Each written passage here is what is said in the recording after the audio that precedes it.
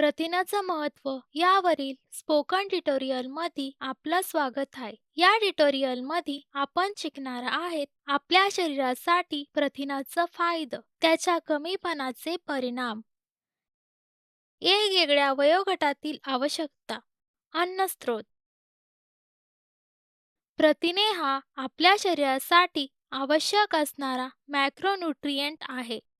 हे 22 अमिनो आम्लापासून बनवणं आहे. 22 पैकी 9 अमिनो आम्ल आवश्यक आहेत.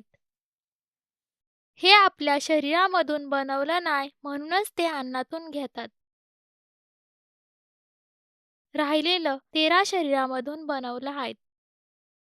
मी तुम्हाला अमिनो आम्लबद्दल थोडक्यात सांगतो. अमिनो आम्ल हे सेंद्रिय संयुग आहेत जे एकत्र तयार करतात. लायझिन, ल्युसीन, हिस्टिडाइन, मेथिओनिन, ट्रायटोफॅन ही काही अमिनो आम्ल आहेत. प्रथिन हे 2 प्रकारात विभागलं आहे. हे आहेत पूर्ण आणि अपूर्ण. त्याच्यामध्ये फरक अन्नामध्ये उपस्थित असलेल्या अमिनो आम्लाच्या प्रकारावर आधारित आहे. ज्यामध्ये सर्व 9 आवश्यक अमिनो आम्ल असतात ते पूर्ण प्रथिने असतात. समदवशात पदार्थ पूर्ण असतात. उदाहरणार्थ कोंबडी, अंडा, मासे आणि मांस. त्याचप्रमाणे दूध आणि दुधाचे पदार्थ पण पूर्ण प्रथिनांचा स्रोत आहेत. अपूर्ण प्रथिनांमध्ये एक किंवा लय आवश्यक अपर्याप्त प्रमाणात अमिनो आम्ल आहेत. बरेचसा शाकाहारी पदार्थ अपूर्ण असतात. उदाहरण डाळ, धान्य, बेदाणे आणि बियाणं. या समूहामध्ये सोयाबीन हे प्रथिनाचं सर्वात चांगलं शाकाहारी स्रोत आहे.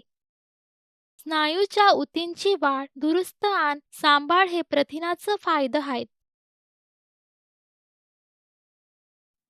तसंच ते रक्तामध्ये साखरेची पातळी नियंत्रण करण्यात आणि एक मजबूत प्रतिरक्षा प्रणाली तयार करते. प्रथिनेचं समृद्ध आणि आपली लायसा कमी करतो आणि आपल्या बऱ्याच काळासाठी परिपूर्ण ठेवतात. हे वजन व्यवस्थापनामध्ये भी मदत करतात. पचन आणि पिणं कमी होण्यासाठी मदत करणं ही इतर 2 कामे आहेत. हे मेंदूमधून आणि मेंदूला संकेत घेऊन जाण्यास मदत करतात. शरीरातील पोषक द्रव्यांच्या वाहतुकीसाठी आणि संचयनासाठी पण प्रथिनाचं आवश्यक आहे. प्रथिने कमतरतेचं चिन्ह आणि लक्षणं आता समजून घेऊ. प्रथिनेच्या कमीपणाच्या लक्षणांपैकी एक म्हणजे गर्भाची वाढ कमी होणं. पोरामधील प्रथिनाच्या कमतरतेमुळे कुपोषितपणा आणि बुटकेपणा येऊ शकतो. यामुळे शरीराचं वजन कमी होऊ शकतं. अशा परिस्थितीत पोरांना विविध प्रकारचा संक्रमण होण्याचा धोका असतो. वाढ व्यवस्थित न झाल्यामुळे पोराच्या मेंदूच्या विकासावर परिणाम होऊ शकतो. दीर्घकाळापर्यंत वाढ व्यवस्थित न होणाऱ्या पोरांना मधुमेह होण्याचा धोका असतो. ते मोठं झाल्यावर त्यांना उच्च रक्तदाब पण होऊ शकतो. प्रौढांमध्ये प्रथिनेच्या कमतरतेमुळे स्नायूचं नुकसान होतं. त्यांना थकवा, अशक्तपणाही जाणवू शकतो आणि संसर्ग होण्याची शक्यता असते. त्वचेमधील सुरकुत्या आणि केस गळणं ही इतर उदाहरणं आहेत. विविध वयोगटातील लोकांनी रोजच्या आवश्यकता वेगवेगळ्या असतात. या ट्युटोरियलमध्ये प्रथिनेचे आवश्यकता क्षेत्र निरीक्षणाप्रमाणे आहेत. 0 ते 12 महिन्याच्या पोरासाठी हे प्रत्येक किलो वजन 1 ते 2 ग्रॅम आहे. 1 ते 3 वर्षाच्या पोरासाठी 16 ग्राम आवश्यक आहे. 4 ते 6 वर्षाच्या मुलासाठी 20 ग्राम. 7 ते 9 वर्षाच्या पोरासाठी 29 ग्रॅम प्रथिनेचा सल्ला दिला जातो. 10 ते 12 वर्षाच्या पोरासाठी 40 ग्रॅम. पौगंड अवस्थेसाठी 52 ते 62 ग्राम सांगितले जाते. पोटोशे महिलांसाठी ते 78 ग्राम आहे. खानपान देणाऱ्या मातांसाठी 68 ते 74 ग्राम सल्ला दिला जातो. मोठ्यांसाठी प्रथिनेचा गरज सुद्धा त्यांच्या शरीरावर अवलंबून असता. क्रिया बसून काम. मध्यम स्वरूपाची आणि जड कामा ह्या स्वरूपात विभागणी केली आहे. बसलेल्या क्रियेत अध्यापन, शिवणकाम, माहिती भरणा आणि कॉल सेंटरच्या नोकऱ्या. डेस्कची नोकरी करणारे लोक सुद्धा बसलेल्या कामात येव्यात. मध्यम स्वरूपाच्या कामात शेतमजूर, घरकाम, गवंडी आणि वाहन चालक ह्याचा पण समावेश आहे. अवजड मोठी जड कामे करणाऱ्या क्रियेत समाविष्ट आहेत दगड फोडणारा, लाकूड कापणारा, धावणारा आणि खाणकामगार. बसून काम करणाऱ्या कामगाराच्या योग्य शरीराच्या वजनाला प्रति किलो 1 ग्रॅम प्रथिने आवश्यक असते. शरीराचा आदर्श वजन इष्टतम वजन असताय जे एखाद्या व्यक्तीच्या आरोग्याला पोषक असवाय. मध्यम स्वरूपाचे काम करणाऱ्यांना प्रति किलोग्राम आदर्श वजन 1.2 ग्रॅम प्रथिने आवश्यक आहे. अवजड काम करणाऱ्या कामगारांना प्रति किलो आदर्श शरीराचे वजन 1.5 ग्रॅम प्रथिने आवश्यक असते. हे उदाहरणाने समजून घेऊ.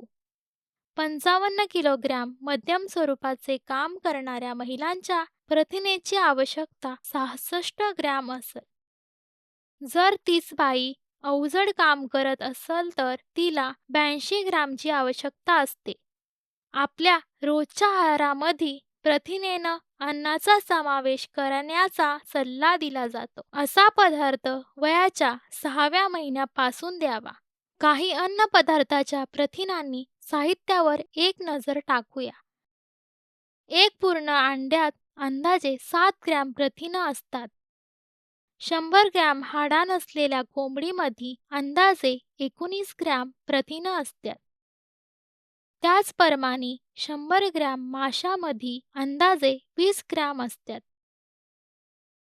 250 मिलीलिटर गाईच्या दुधात अंदाजे 8 ग्रॅम असतात. गाईच्या दुधाच्या 250 मिलीलिटर पासून बनवलेल्या दह्यामध्ये 8 ग्रॅम असतात. गाईच्या दुधापासून बनविलेल्या 45 ग्रॅम पनीरमध्ये 8 ग्रॅम असतात. 20 ग्रॅम बेदाणे आणि बियाणामध्ये जवळजवळ 4 ग्रॅम असतात. अंदाजे 11 ग्रॅम प्रथिने 30 ग्रॅम कच्चा सोयाबीन मध्ये असतात. इतर 30 ग्रॅम कच्च्या शेंगामध्ये जवळजवळ 5 ग्रॅमनुसार उपलब्ध आहे. 30 ग्रॅम न शिजलेल्या डाळीमध्ये अंदाजे 4 ग्रॅम प्रथिनं असतात. 30 ग्रॅम कच्च भरडलेल्या तांदळात सुमारे 2 ग्रॅम असतात. 30 ग्रॅम कच्च्या राळे तांदळात जवळजवळ 4 ग्रॅम प्रथिने असतात.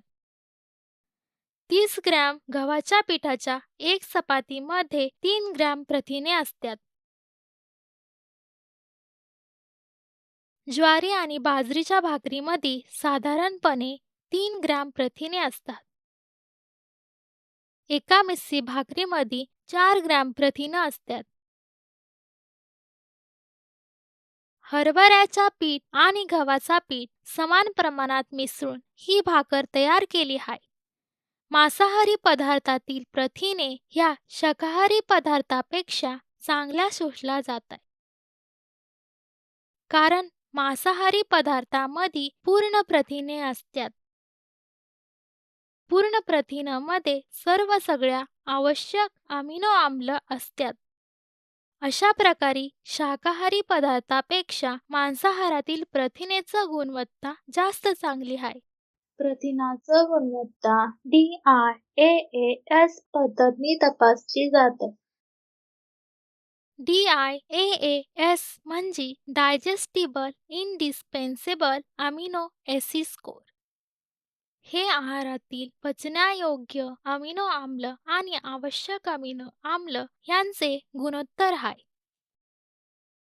श्रेणी 0 ते 1 परत दिलेली आहे. सगळ्यात उच्च 1 आणि सगळ्यात निम्न 0 आहे. काही खाद्यपदार्थाची पचनक्षमता श्रेणी बघू.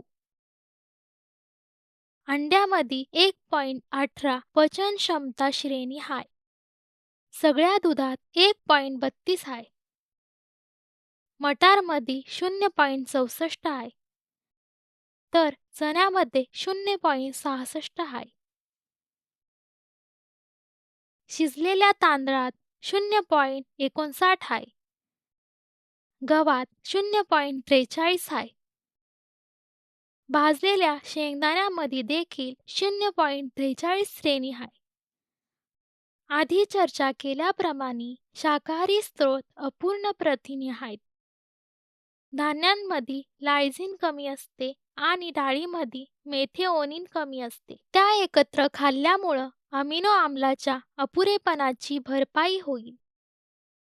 तृणधान्य आणि डाळी एकत्र केल्याने प्रथिनेचं गुणवत्ता सुधारते. याला प्रथिनेची पूरक क्रिया म्हणतात. विविध संयोजनामध्ये विविध खाद्य गट खाण्याची शिफारस केली जाते. अन्न गट एकत्र केल्याने विविध आवश्यक अमिनो आम्ल मिळण्यास मदत होते. डाळी व धान्य दुधाच्या पदार्थासह एकत्र केल्याने प्रथिनेचं गुणवत्ता सुधारते. धान्य आणि डाळीमध्ये नसलेल्या आम्लाची भरपाई दुधाच्या पदार्थांनी केली जाते. या संयोजनासह केलेल्या काही खाद्यपदार्थ बघू. बाजरीच्या खिचडीसोबत रायता, कढी भात आणि पनीर पराठा ही काही उदाहरणं आहेत. थालीपीठासोबत दही आणि राजमा भातासोबत दही ही इतर उदाहरणं आहेत. मांसाहारी पदार्थासोबत तृणधान्य किंवा बाजरी एकत्र केल्याने देखील प्रथिनेची गुणवत्ता सुधारते. मी तुम्हाला अशा काही पाककृती सांगेल जी ह्या संयोजनाचा वापर करून तयार करता येईल. त्यात आहे बाजरी चिकन पुलाव, अंडी डोसा आणि चिकन बाजरी रोटीची गुंडाळी, अंडी भात, मांस भरलेला पराठा, नाचणीचं गोळं आणि कोंबडीचा पातळ कालवण ही इतर उदाहरणं आहेत. या संयोजनाव्यतिरिक्त आपण इतर खाद्यगट देखील एकत्र करू शकतो. दही भात, पालक पनीरचा पातळ रस्सा, नारळ दही चटणी ही काही उदाहरणे आहेत. शेंगदाणा आणि बियाणाचा वाटण पातळ रश्श्यात वापरून पण प्रथिनेची गुणवत्ता सुधारते. चांगल्या आरोग्यासाठी तुमच्या रोजच्या आहारात या खाद्यपदार्थाचा समावेश करा. यासह आपण ट्युटोरियलच्या समाप्तीकडे पोहोचलो आहोत.